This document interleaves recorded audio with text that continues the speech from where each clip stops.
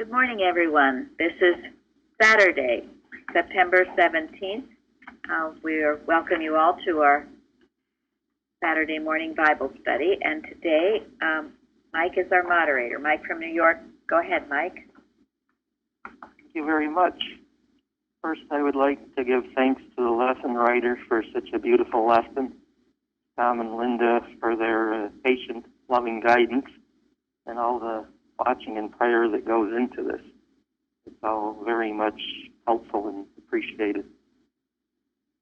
The quote for today is, "My great joy when I was healed found expression in speech and on paper. I began to write down and gave to my friends the results of my scriptural study. The Bible was my sole teacher. But these statements were crude, the first steps of a child in a new world of spirit.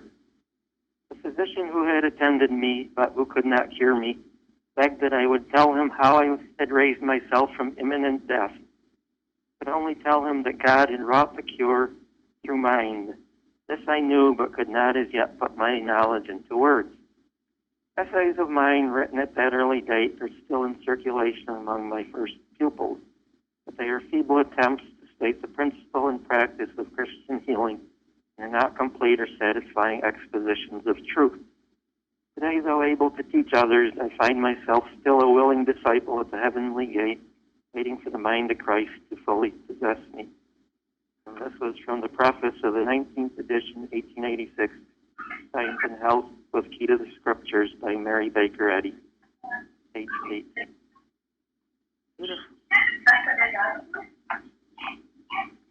Thank you, Mike.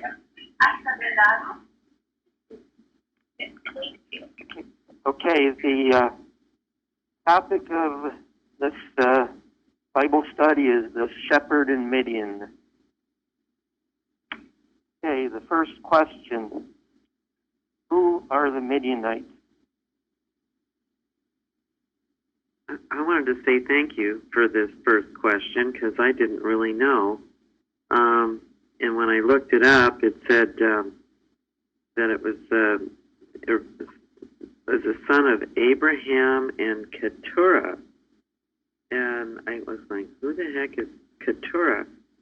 And finally I looked up, was reading, and it gave a notice. It was a wife he married again after Sarah had passed. And it was one of their sons and his descendants. And I gathered that it was to the east, possibly of the Arabian Peninsula. Northwest, on the east shore of the Gulf of Aqaba. Thank you. I didn't know.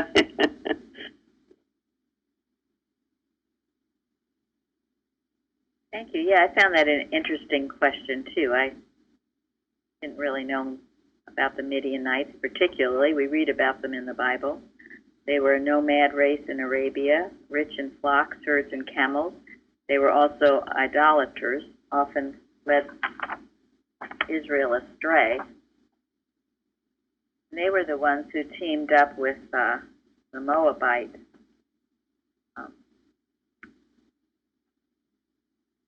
Story about Balaam. They were trying to curse Israel. You know, we went, our dear Rosaline, this is just an aside, our dear Rosaline, her daughter's middle name, her first daughter, Danielle, her middle name is Keturah, and I thought that was such a pretty name, but I didn't know where it came from. And now we know, Abraham's second wife. It said Abraham's the father of many nations. Wasn't sure how far it went, but evidently with Keturah he had 6 sons altogether. They all had offspring and on their own group. But it seems that this one from Midian was the one that was far more prominent in the dialogue in the Bible. The fact that Moses went and spent 40 years among them, leaving Egypt first. What Moses went through, who later, after leading the children of Israel to their promised land, found themselves in this battle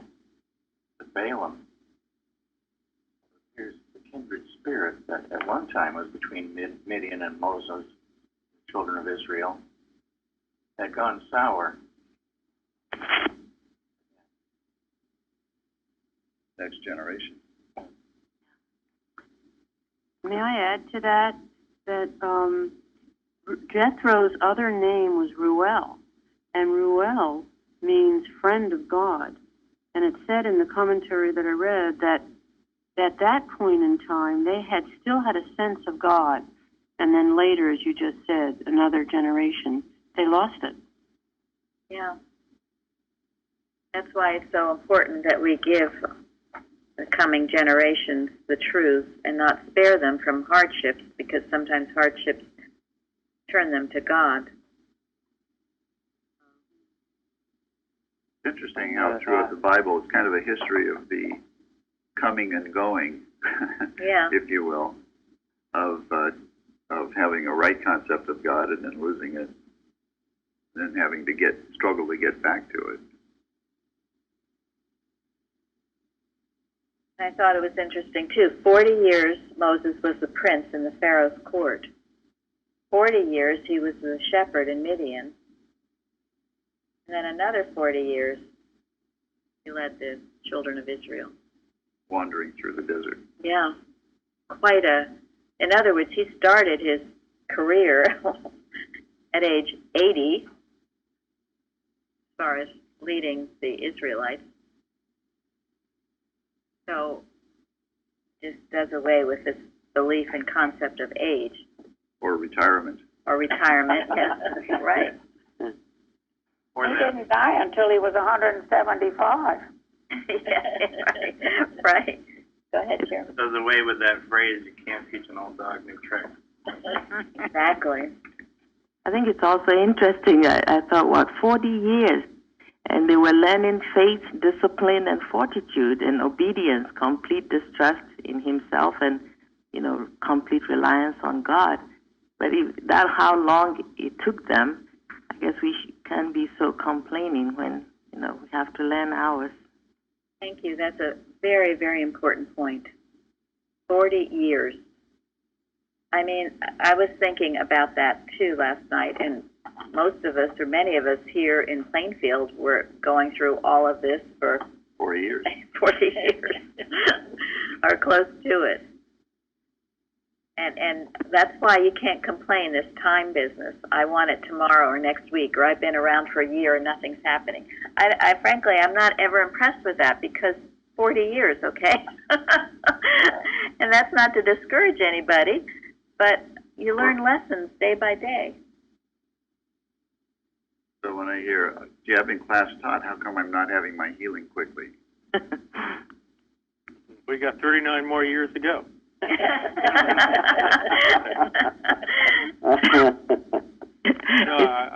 I want to say that, I don't think we really know, but, Moses did some great things, and so he spent 40 years with the Midianites.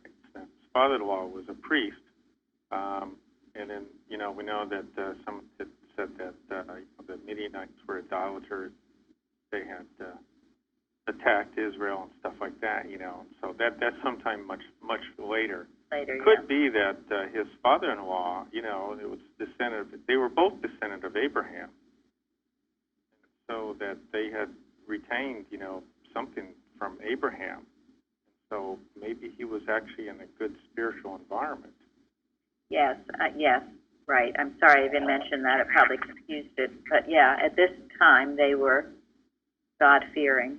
So It was probably the best environment at the time. and he had a lot of time alone with God as a shepherd.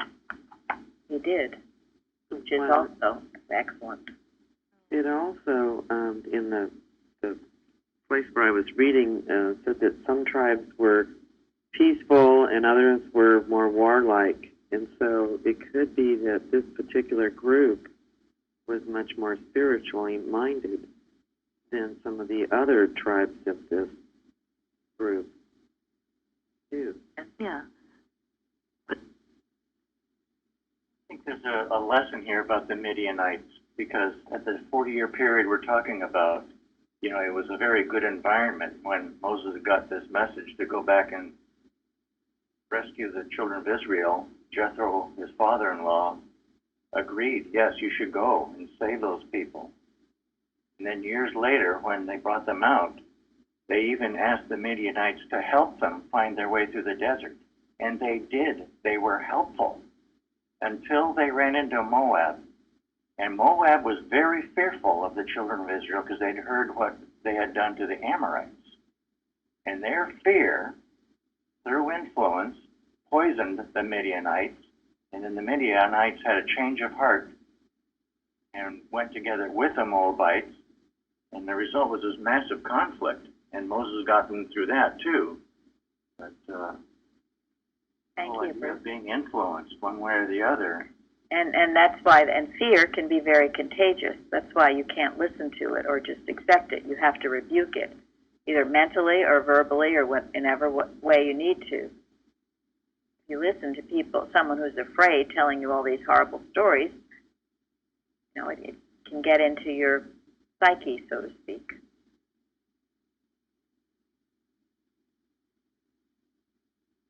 A couple of items. First, I have to say that Tom was the one that came up with this brilliant question, and when I got done looking it over more, then I realized that I could have asked one question, who was Moses, and the whole lesson on that. But a couple of things. Well, as somebody mentioned, God is his friend, was what that meant. And from what I read, Jethro was more of a title, meaning excellency. So that's how it could be like Jethro, Ruel, but it's been less confusing. And then as far as Moses, made me look a little bit back further. Moses is actually an Egyptian name, which means child or son. Miriam, his sister, was a young woman at the time of Moses' birth. And Aaron was 3 years older.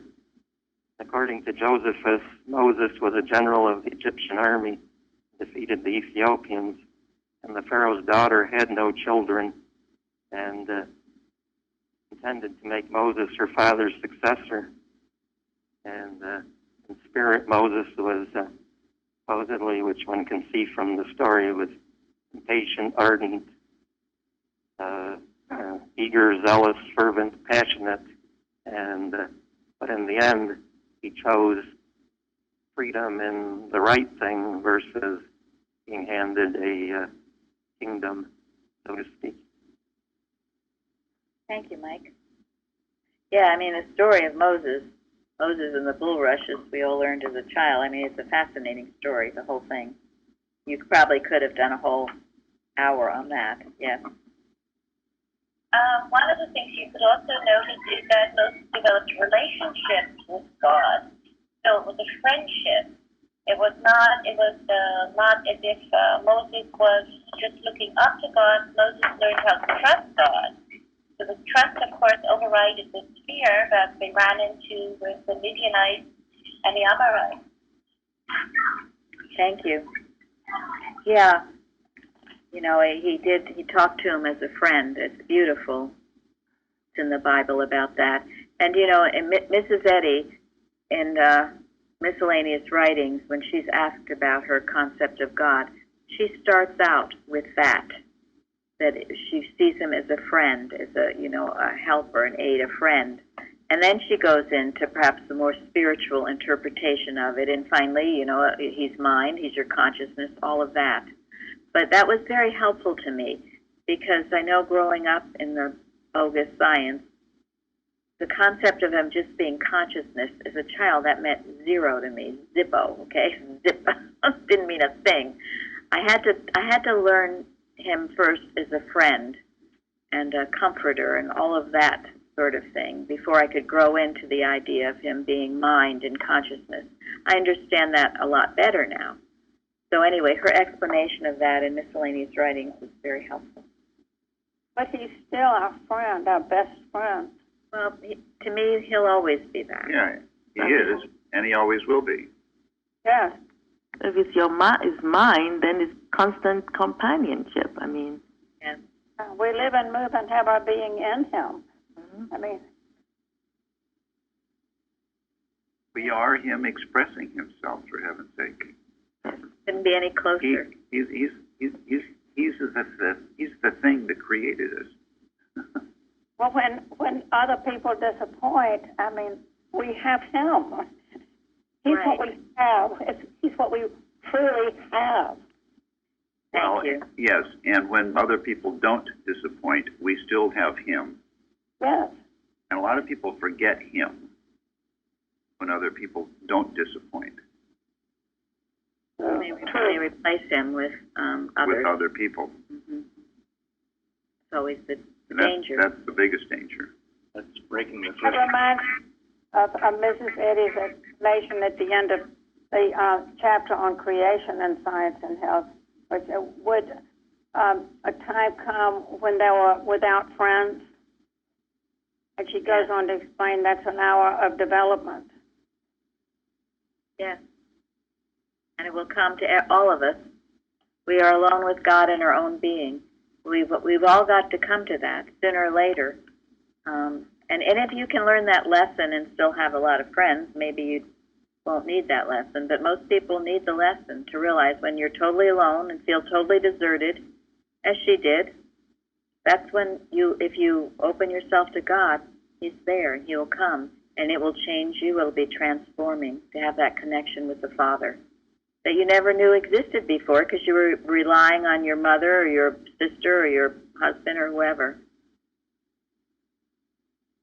That's very important because one of the other items is that Moses had actually tried to do some leadership, which came natural to him, in a sense, in Egypt prior, and then he had to, because of the rejection of the children of Israel, he had to leave because he was afraid that he was going to be exposed and arrested, and that's actually what the Pharaoh was going to do.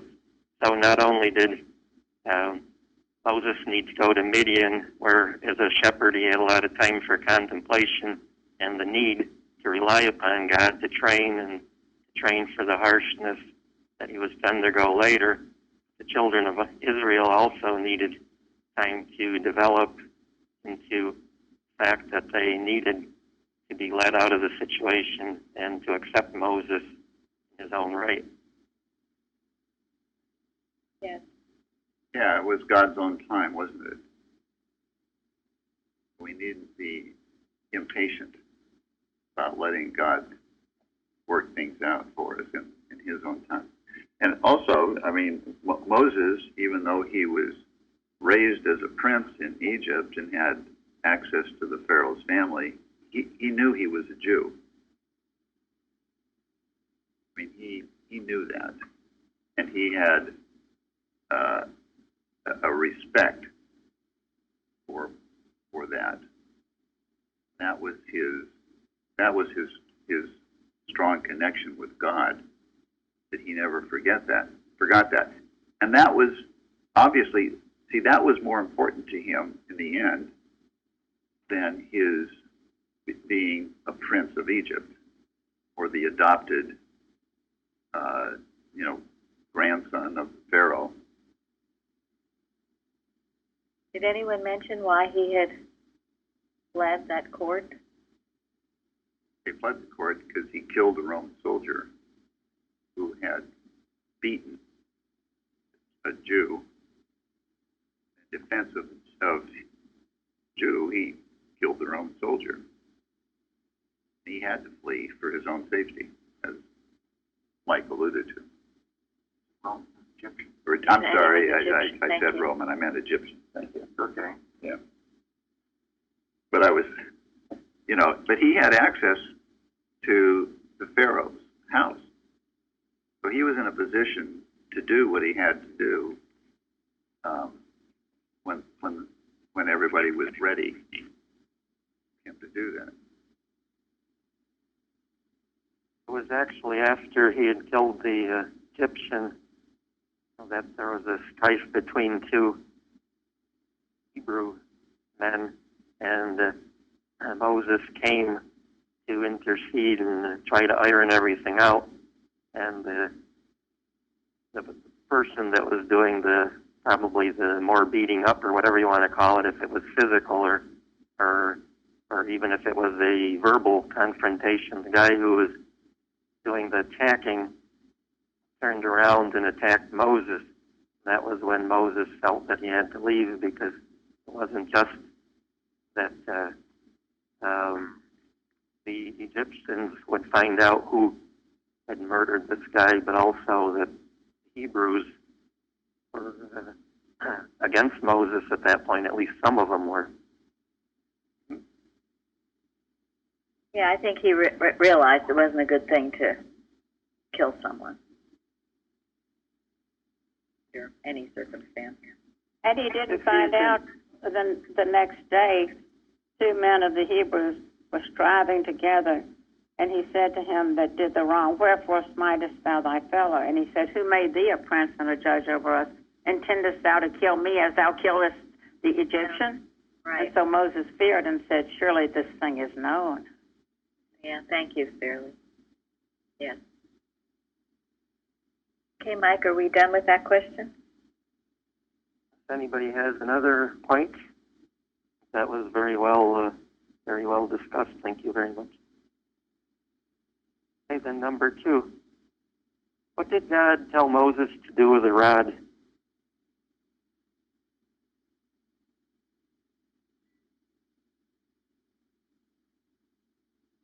To put it down on the ground, just to get this started. And then it became a serpent, and he ran away. And then God told him to grab the end of it, the tail of the serpent, and it became a rod. That was not just showing something to show the Israelites or Pharaoh, but it was showing Moses not to be afraid of following these kinds of instructions. Yeah, what's the deal with picking a serpent up by the tail? That's when it's more likely to bite you. Yes. Yes, you're trained in dealing with snakes. You never pick them up by the tail. But then I don't tend to pick them up. Boy. I think it's saying, look the error right in the face. Yeah. The definition of serpent from Mrs. Betty's Science and Health. Thank you. In page 594, the definition of serpent from Science and Health by Murray Baker Eddy says, subtlety, a lie, the opposite of truth named error, the first statement of mythology and idolatry, the belief in more than one God, animal magnetism, the first lie of limitation, finity, the first claim that there is an opposite of spirit or good, termed matter or evil, the first delusion that error exists as fact, the first claim that sin, sickness, and death are the realities of life, the first audible claim that God was not omnipotent and that there was another power named evil, that which was real and eternal as God good. Thank you. Very good. Those are all the things he was handling. And Pharaoh had a cobra on the headdress that they wore. Thank you. Yes, I read that too. I read a very interesting commentary on all of this, but that was one of the things it brought out. It said that the Egyptians, is that Elizabeth? The Egyptians worshipped the cobra. It was one of their gods, evidently, and that many people feel that this serpent was a cobra because it was showing to both the Egyptians and the Israelites that it was powerless. But it gives it a little deeper meaning. Thank you. The thing about snakes, like error, it likes to hide in the grass. Absolutely. Safety is in exposure, bringing things out from being hidden. And isn't there something, it waits till you are asleep or something before it attacks? One that viper. A viper. gets you asleep. Mesmerizes. Yes, it mesmerizes. If you've ever seen the Jungle Book, the Walt Disney, it's Rudyard Kipling story, but the snake mesmerizes the little boy Kim, singing in the song, it's trust in me, and the little boy's eyes are spinning around, and so that's the nature of it. I want you to trust in something other than for a clear, true sense of right and wrong, which is God. Yes. In this, you go ahead. And the serpent doesn't walk or anything. It slithers around on the ground. So it would be undetected unless you're really alert. Thank you. It's a good point. Subtlety. Subtlety, yes. Definitely not at eye level. In this commentary, it was very interesting, and I think it helps to apply this story directly to ourselves. And actually, the person that wrote it, I don't even know his name, but he said it wasn't original himself. So God asks, what is that in thine hand? And Moses had this rod. And so it brings out the fact that in those days, it was probably almost all that Moses owned was his rod. He didn't even own the sheep because Jethro owned everything. And Moses depended on that rod for a lot of things. And it also makes a point of saying that the rod kind of was a reminder to him. I mean, think of it. He escaped, he ran, and here he's been the shepherd for 40 years. He just had a rod. Do you think he thought very highly of himself? No. Obviously not. He did not. No. It said this rod could have been a reminder of what he left. He could have been holding a sepulcher. He was holding a simple stick, like a 6-foot stick. And it was all that he owned and all that he possessed. It reminded him that he was a shepherd. He'd been there for 40 years. This commentary goes on to say that, think about what you hold on to in your life. What is in your hand? What maybe regrets you have or negativity or all these things that come to you that's in your hand that would hold you back. We all have them, don't we? Human history. Human history, yes. Identity. Your identity, your false personality, hard feelings over things,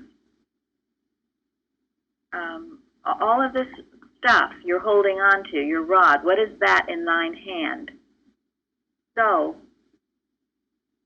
God's command was to cast it down and to actually see it for what it is, to release it, to yield to God, to yield yourself to God. Okay? Which is what Moses did. I'm sure it was kind of scary for him. Obviously it was scary for him. And, hadn't he just said, or he was about to say, who was he? How could he do anything? He was nothing. He didn't know how to talk. He didn't know how to do a thing. He had a very low opinion of himself at that point. He probably, in some degree, he did have a lot of alone time, but a lot of alone time can not necessarily be a good thing. He might have been feeling badly about himself. So he casts this rod down. He overcomes all the fear. He yields it to God. He obeys God. And then the rod comes back as what? A staff. A staff. Yes. And then look at, this commentary lists all that rod did. It says when the stick was given over to the Lord, it became a living thing. It became a thing of power that God used to defeat Israel's enemies and to glorify God. God took that insignificant stick and worked wonders with it.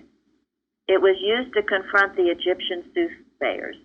It was used to turn the waters of Egypt to blood. It was used to bring forth the plague of frogs. It was used to bring forth the plague of lice. It was used to bring forth the plague of thunder and hail. It was used to call an east wind that blew in the plague of locusts. It was used to part the Red Sea. It was used to cause the Red Sea to come together again, drowning Pharaoh and his army. It was used to bring water from a rock in the desert. It was used to bring victory over the Amalekites. And you hear about it. And all those descriptions, God, Moses is throwing his rod around, isn't he? He's overcome the belief of his life in matter, as Linda read, all the definitions of serpent. He overcame it. He yielded himself to God. And look what God did with him and with that rod. I mean, there's no end to what happened. And this is what we must all do. So ask yourself, what is that in your hand? What are you holding on to that's blocking your progress, your fears and negativities and false individuality or false personality? And cast it down and give it to God. And God can perform wonders with it.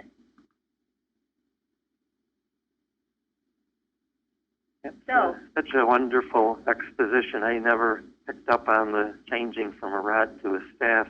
I think what made it even more scary for Moses to go through that process was because that was the only thing he had. That was his defense on a material level.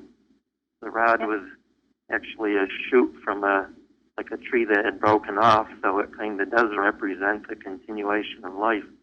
But that would have been his defense against the snake, so seeing it turn into the snake had to be really a very scary thing. It was very scary, yes. Right, but then to have it turn into the staff, I never picked up on it, and that is just such a wonderful thing, because in the material level, that's what he thought it was the whole time, was his whole life, his whole defense, his whole everything, the thing to lean on, but afterwards it became a spiritual Exactly. thing. The change of base from the human to the divine. And I guess it had a hook on the end of it, a round piece, because it was what you pull a sheet back with. Yeah. Yeah. Oh, that's right. And so it was used for counting. That's the whole thing about the sheep going under the rod, everything. Yes. So, some of the things in this, it says that this stick can represent, this old piece of stick, is the sin you refuse to abandon to the grace of God is a dead stick in your hand. But when you give it to God in confession and repentance, it becomes an opportunity for Him to display His grace, His forgiveness, and His restoration. The bitterness over some past wrong you feel you have suffered is a dead stick in your hand. But when you bring that thing to God, He is able to deliver you from the bondage you are in and restore you to a place of blessing. The negative spirit you possess that causes you to look for the bad in everyone and everything is a dead stick in your hand. But when you bring it to the Lord, He is able to give you His perspective on people and events, and He is able to bring you out of that bondage. The sorrow that you have allowed to shape your life and steal your joy is a dead stick in your hand. But bring it to God, and He will teach you that He has a purpose even in your pain, and He will teach you the truth of Romans 8:28, which is all things work together for good to them that love God, to them that are called according to His purpose. Think of what God can do to your old stick if you yield yourself to Him.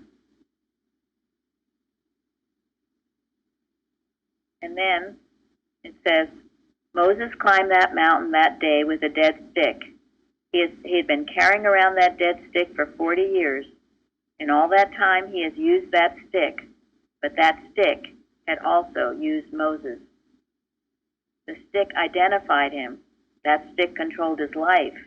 That stick said, all you will ever be is a shepherd keeping another man's sheep. That stick was a problem for Moses, and he didn't even realize it. He believed that it was an indispensable part of his life and work. Moses never knew until he yielded that stick to God. That the stick he held in his hand was the key to God's power in his life. Moses yielded the stick he carried that day to the Lord, and when he did, he was released. He was released from its power. When he did, it ceased to define him. When he did, it became the power of God in his life.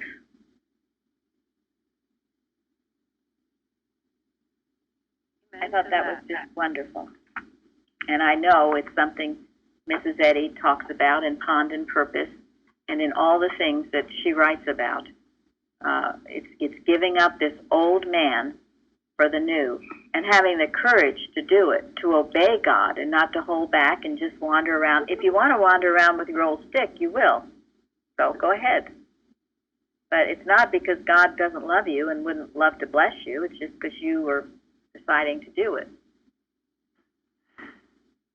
Why take that stick when it can become a rod, right? Why do that? Or excuse me, not a rod, but a staff. Staff is, as Florence said, a staff, yes, to lean on. And Jeff always likes to quote what? To those? Oh. And trust the Lord with all thine heart, and lean not unto thine own understanding. Yes, and trust, and to those leaning on the sustaining infinite. Oh, this day is... Today. Today is big with blessings. Yes. So let it be a staff you're leaning on, and yield all these old habits that you think are serving you but aren't. It's mortal mind. And this was all preparing Moses to be an example for the Israelites that we're going to spend 40 years with him. And look what he accomplished. And again, look how he said he couldn't do it. I can't do it. Find somebody else, for heaven's sakes. But, you know... What was God's answer to that? He was rebuked. He wasn't excused. Yes, he was not excused. He said, certainly I will be with thee. And, you know, in all these Bible stories that we read, what kind of person is it that ends up doing this work? Well, yes. It is one that says, if he said, hey, man, I can do this piece of cake, I got it. I got it all. That's the one that we'll look out for. Yeah, that's the one that's the one that turns to crap. Very fair. It's the humble one who thinks they can't do it. Many times in sales, making cold calls, I don't know who's going to be at the other end or what's going to happen, but I remember that story. And Moses wondered what he was going to say. But he had faith that he would know what to say. So I just pick up the phone and wing it. And it works every time. Wonderful. Letting God use you. Okay, anybody else about the rod and the staff? That was quite something about that rod and staff. Thank you. Thank you. You're welcome. Minion. God's power. God's power. All I can say is amen. Unless anybody else has something to say, I will move on to the next question.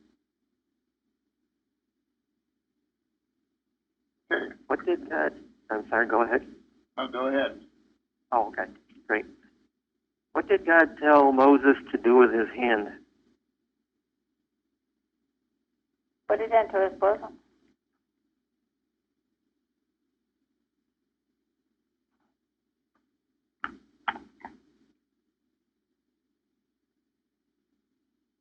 And when he took it out, it was leprous, which was a very scary thing in those days.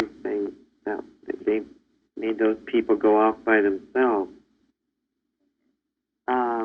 And then he told him to put it back again, and it came out the same as his other flesh.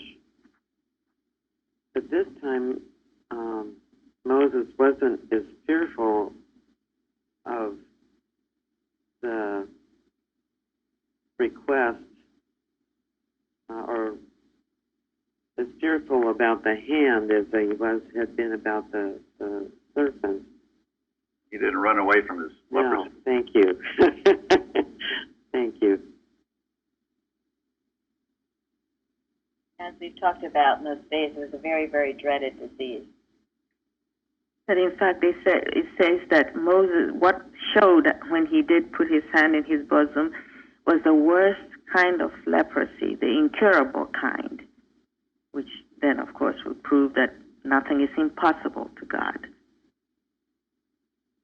Yes. Leprosy, snow must be extreme leprosy. Yeah. And really, only Mrs. Eddy can explain this in science. And what does she say about this?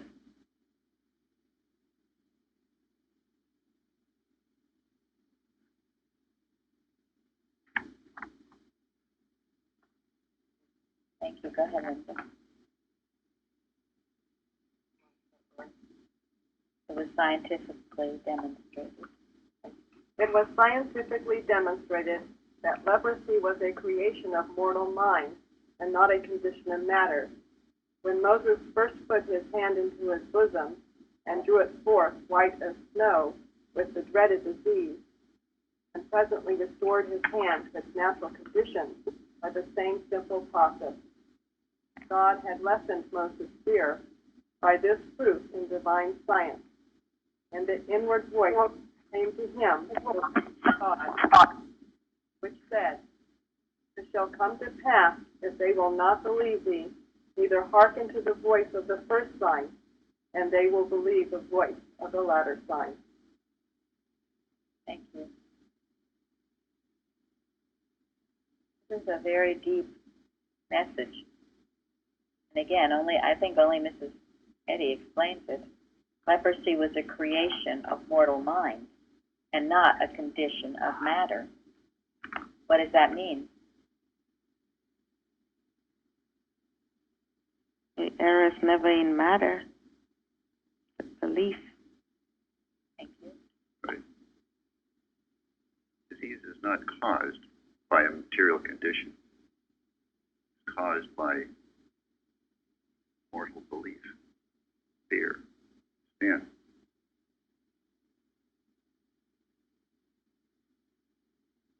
That's why ultimately there is never anything to be afraid of. What do the doctors say, though? What do they tell? What does the Materia Medica tell you? Oh, yes, it's getting worse. Getting worse? Says that maladies are real. Yes? And it categorizes them. And they even made leper colonies, but you had to go and live with other lepers. That was feared to be contagious. Yes. And they try to figure out some material explanation for it. Well, it's because of, this cell is interfering with whatever. They look at it with their microscopes, and they look and look and look for the material explanation of it. Anatomy and physiology reasons why it should be so. Yeah. Right. But it's all dealing with effect, isn't it? And not cause. And then they tell you they can't do anything for you. Yeah, after they drag you through all this stuff.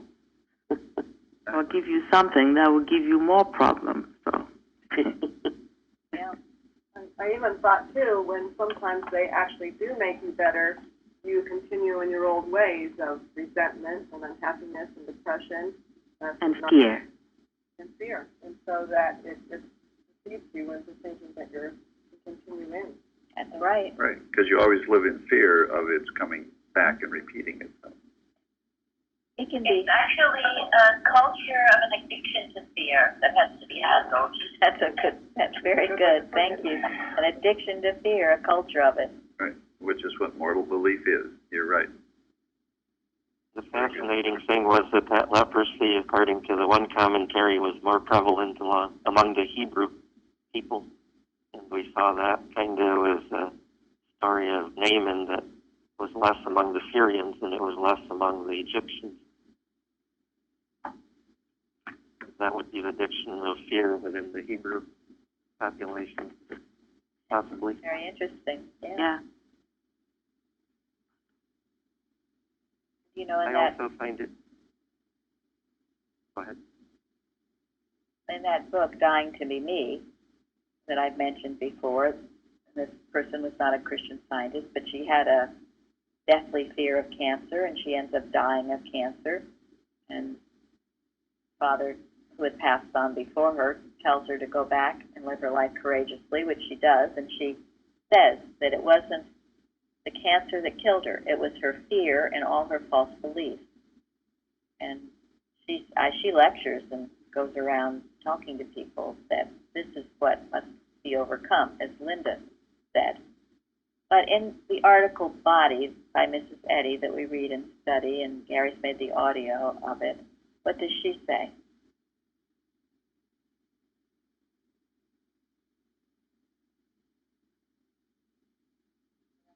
Some of belief is power, and if you believe that your bad thinking makes you sick, your good thinking can make you better, then you're still not on the right track. Thank you. Right.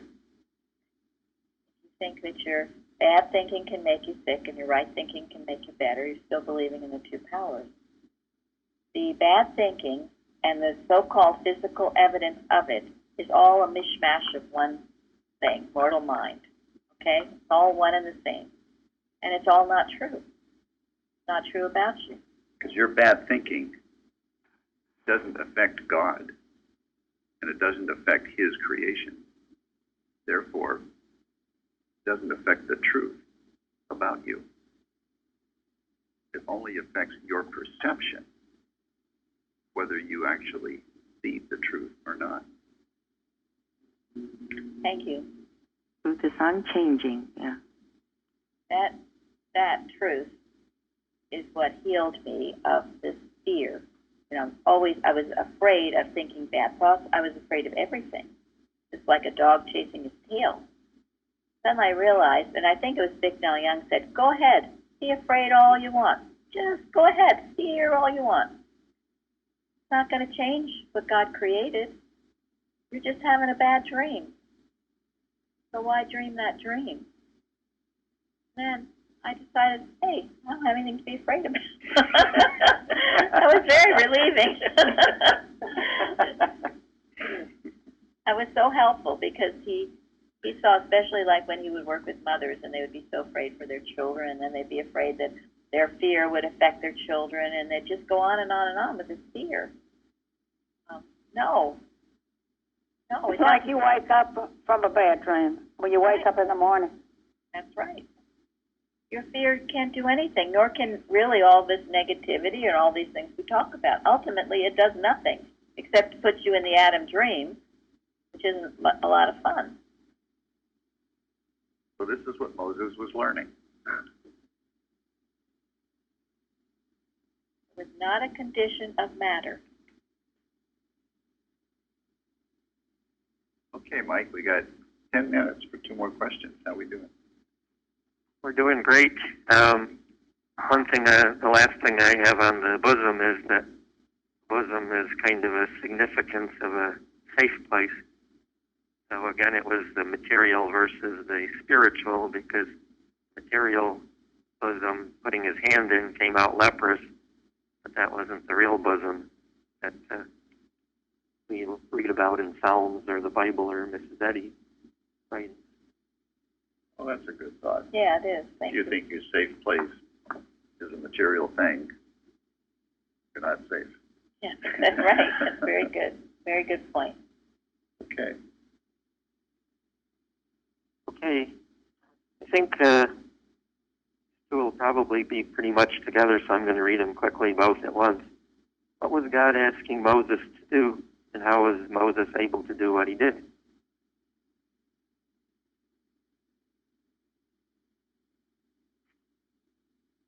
A lot of that's already been very much. Well, God asked Moses to go talk to Pharaoh and tell Pharaoh to free the Hebrews.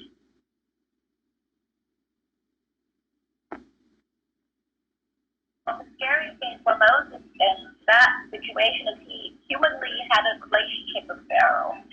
So he didn't think this was a possibility. So he wasn't trusting in God enough at that moment.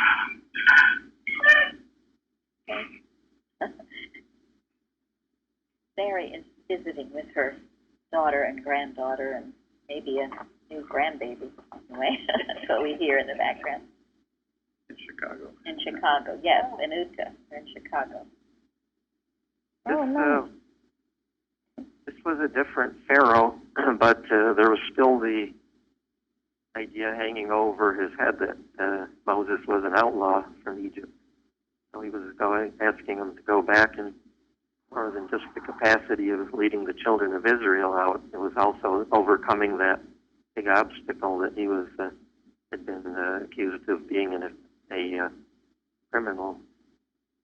It was a different Pharaoh, but you have that culture. If you grow up in an environment, you know the way people think. And so, of course, humanly, you try to reason from that perspective. That's what I meant. Yeah, thank you. Yeah, I mean, he was not a stranger to the Pharaoh's house. So he knew how it all operated. He knew how it operated, but... And he might have felt a personal relationship with the whole thing at that point. But nevertheless, it was a big deal for him. Yeah, the other thing that he needed to do is to talk to the Israelites as well and convince them God spoke to him. And that was equally as scary. Yeah, I mean, this was a huge undertaking that God was asking him to do.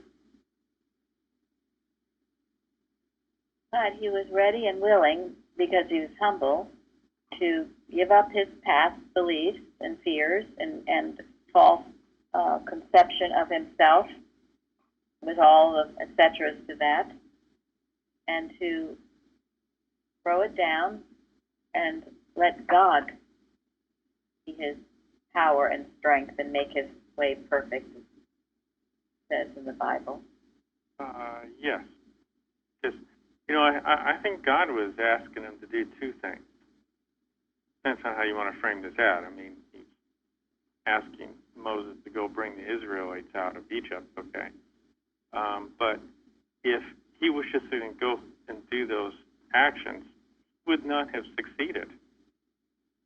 And that's the reason that I think that God had him go through that with picking up the snake by the tail and putting his hand in his bosom, How he went about doing that was more important. Otherwise, he would not have succeeded. Yeah, thank you. That's why we mustn't murmur when we get through tough trials.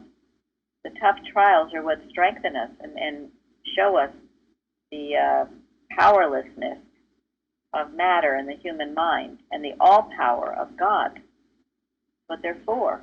If he hadn't gone through that, as Tom said, he couldn't have never accomplished any of this. He would have been too scared.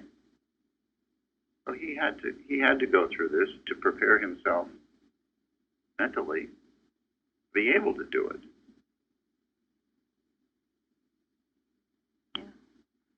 One of the things that I liked, I don't know exactly what verse it is, but there was something about God said, and I will be with thee. And He says, God says that over and over and over again to him, and then Joshua. He says it to us.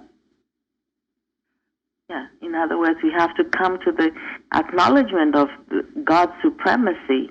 I mean, that's it, complete reliance. And then you have the fortitude to go forward and do what he's planned for you to do. Yeah, and it's also, what does the study tell us? There's no separation between you and God. You are God expressing himself. His promise that I will be with thee is not like, okay, I'll be with you when you go through this, and then I'll go back to wherever I came from. No. I am with you all the time. Even down to the ends of the earth. Because you are me expressing myself. You are my image and likeness. And that is when you learn your true individuality and you give up all those past beliefs, those old stick. And that is why, it's good to remind ourselves that without God, if that's possible, but without God, I'm worthless. Nothing. Totally. Zip. Zero. But with God, which is the truth, all things are possible. What were you going to say, Lisa? I just wanted to share one little sentence that I found in the Bible last night. It's in Matthew 24, and it's Jesus, and he's talking about the end coming, which I think you could even attribute to. I'm sure the Israelites felt that way being slaves, and think about it now too. It says, "When ye therefore shall see the abomination of desolation spoken of by Daniel the prophet, stand in the holy place." I just love that. I feel like that's how Moses did it. He stood in the holy place. That's beautiful. Yes, he did. Where thou stand is holy ground. Beautiful thought. Thank you. And isn't that what God told Moses when he saw the burning bush? Yeah. That's right. Yes. Mm-hmm. Take off your shoes. Place where thou standest is holy ground. Well, what's and very that's how we important should is feel. how. Go ahead. That's how we should feel about where we are mentally. Where are you mentally standing? Are you standing on holy ground? If you are, you're in the safest place on earth. That's if you're standing with God. Mike, what were you going to say? He was going to say that what's beautiful about this whole story is how it shows how God led Moses step by step by step by step. And what I can see that is a playing field. We're led step by step. We're asked to do more. We're encouraged to do more. But we're not encouraged to become the first reader right away. And when I first joined my society, First Society, they asked me to become the emissary to a prison, and I'm looking at them like, I don't even understand Christian Science. What am I going to do in a prison for these people?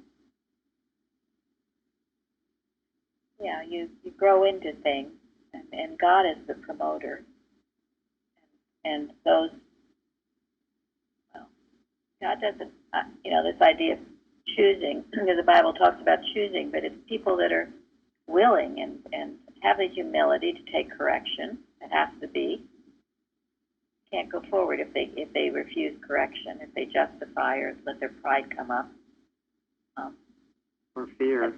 Or fear. Well, one of the things I'd like to mention is that remember when Frances of Assisi went to Dresden, Germany, and she was invited to do this, to bring Christian Science. And she said, "Oh, I'm not ready for this. I just started. I don't even understand." And it was because she was given this challenge. She went forth and did great work. Yes. Yep. It was the difference in how she was given. So well, that's true. Attitudes of bogus Christian Science, where they're just finding humanly filled places. Exactly. And humanly filled places is, of course, another problem. That's the Boston issue that has Thank you. Yeah, there's a big difference when you just have no one and you're desperate. And I mean, I'd heard of cases where they were having readers who weren't even Christian Scientists. They would bring people in. No, places in a church need to be demonstrated, and it is step by step.